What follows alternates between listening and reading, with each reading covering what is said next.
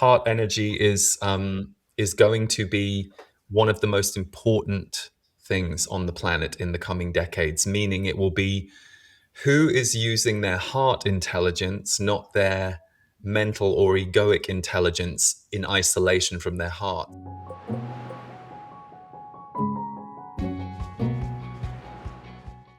Okay, I'm going to ask you a big general question, and it's the kind of thing I think you could talk about for many, many hours, but you can just give me the pith response. How do you see, from all the work you've done with disease, this time we're in as a human species? This is my big general. Oh my God, this time we're recording this conversation end of 2025. Things that groups of us have known about or been privy to or heard about for the last 30, 40, 50 years are now happening right in front of our faces. So to me, this is kind of a crunch time, meaning this is it. Like, this is the moment where things start to transform. I'm often, it's weird. I just got that image of the movie Titanic, where at the end, the boat kind of snaps in half and everything goes the other way. I feel like that's where we're at right now. I feel that we've gone through this period over about the last 10, 13 years, like 2012 onwards. We've started to see what we knew as the 3D world transform. And I feel like we're right now at the beginning of the next massive transformation. I think we're going to see transformation in the next 10, 20 years that could match what our parents' generation saw in their whole lifetime. And if a listener says, well, my intent is to align as much as possible with benevolent impacts, how do I do that, Lee, from your Work on, perspective? work on love. Work on love. So identify what love feels like to you in your body. For some people, love feels like purpose. For some people, love feels warm and fuzzy and giving things to people. And for some people, it's different for everyone. But aligning with purposeful either work, or perhaps it's not your career, but it's work that you do as service or with your community that kind of makes your heart light up. Because usually your heart will be lighting up because you're lighting up other hearts at the same time. And you're in resonance with hearts you're lighting. And equally in your personal life, look for love and look to keep moving toward love and away from judgment, division, which for all of us requires and involves shedding behaviors that we all used to see as normal based on our conditioning that we then outgrow and go, oh, wow, that's a bit judgmental. I had no idea, but I was trained into it.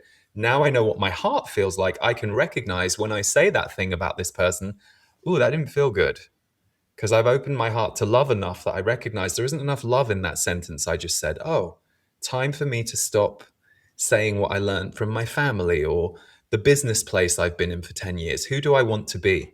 And I would say love and heart energy.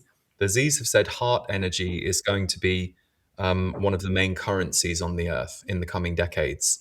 So heart energy to me always makes me think, yeah, where do we feel love? Where do we feel we have given love, received love? Where do we feel love inside us for what we are doing, what we are living? Can we keep going in that direction as much as possible on any given day? What do you mean by currencies, one of the main currencies? Yeah, good question. They said heart energy is going to be one of the most important things on the planet in the coming decades, meaning it will be who is using their heart intelligence, not their mental or egoic intelligence in isolation from their heart. So the way I can look at that is the good of the all being considered? Is what it is that you want to do? Does it have a positive ripple effect in the world? Or is it something you want to do to feed yourself, just you and your family, just your ego, whatever need you have to be seen a certain way? These are all fairly old paradigm identities that are fading out. Overall, they're fading out. There will still be some people who will embody them a lot. And then there will be others who have no interest in that kind of story. of being on earth anymore, and they will move more to a heart space, which is my heart feeling like we are good? Is my heart feeling like my world is good? It's a I'm trying to think, how can I explain it less abstractly for someone who doesn't really understand what I'm talking about? Again, it is as simple as, and yet this is challenging to be vigilant about if you aren't a growth oriented or minded person. It is as simple as asking yourself, how did I feel today on a scale of 1 to 10 overall throughout my day? I give myself a 2. I was really stressed this morning. Then I was agitated at lunchtime. Then there was too much work in the afternoon. And then my sister really annoyed me when she phoned me at 6. Yeah, today wasn't a good day. This was a 2 out of 10. Okay, how tomorrow do I make it a 6 out of 10? Well, I have to identify what the stresses were.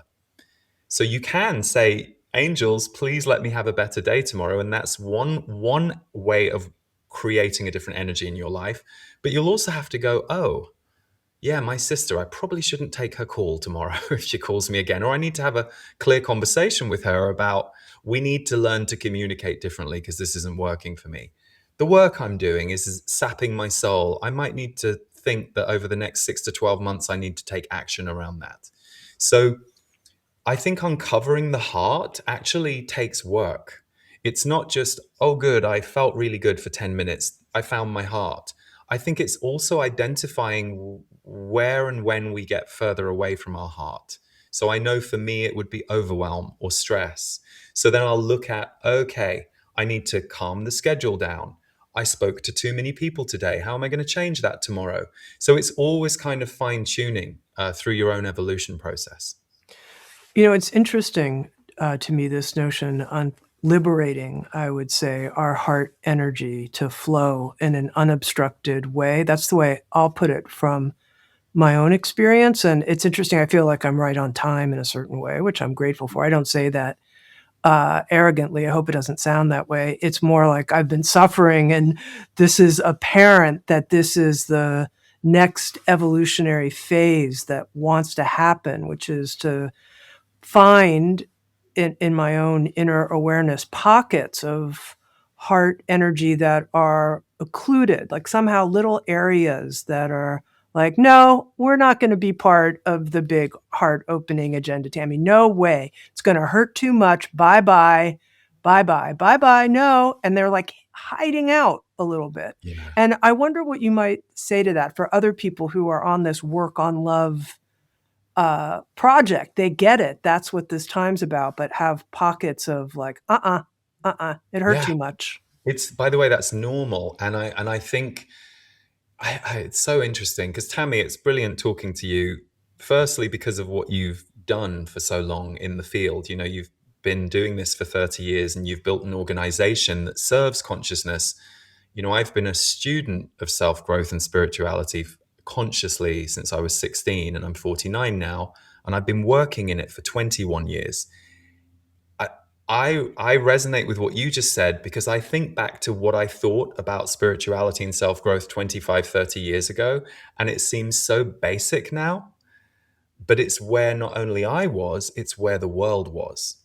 And I think we've all changed. And so I think if you are a student of self-growth and spirituality for a long time, there can be this sometimes illusionary idea that, oh, well, I'm just going to be enlightened for the last 30 years of my life and everything's going to be peaceful and easy.